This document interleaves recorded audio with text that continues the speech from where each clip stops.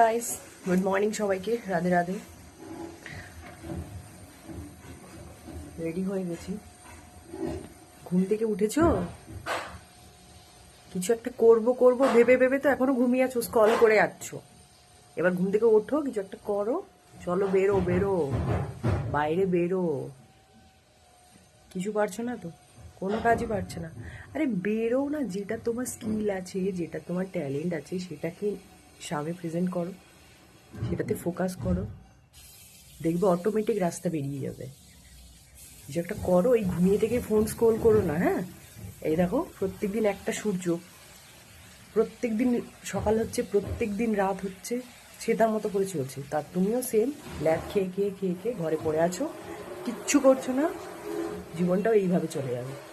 যে কামানোর, সে ঠিক কামিয়ে বেরিয়ে যাচ্ছে, আর তুমিও ওই বসে বসে স্বপ্ন দেখো, ওই ফোনেই দেখো গাড়ি বাড়ি সব কিছু।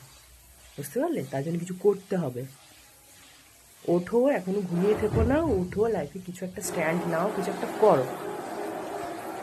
আমার বক বক তোমাদের কিছু আসে যায় না।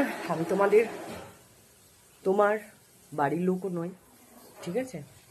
তাও একটা বন্ধু হিসেবে বলছি, কারণ এই বয়সে দাঁড়িয়ে আমি লাইফটাকে অনেক ক্লোজভাবে দেখেছি বন্ধু। তাই বলছি, লাইফে কিছু করতে হলে বাইরে বেরো, কিছু একটা করো। টাইম চলে যাচ্ছে, বয়স চলে যাচ্ছে, এই জিনিসগুলো আসবে না। আফসোস, কাশ আমি যদি ওই টাইমটা কাজটা করতাম। এই আফসোস তোমাকে খেয়ে ফেলবে। সত্যি বলছি, কিছু একটা করো, ওঠো ওঠো ওঠো, অনেক হয়েছে। বা কান্নাকাটি, একটাই জীবন পেয়েছো, কান্নাকাটি করে পূর্ণ লাভ নেই, ঠিক আছে?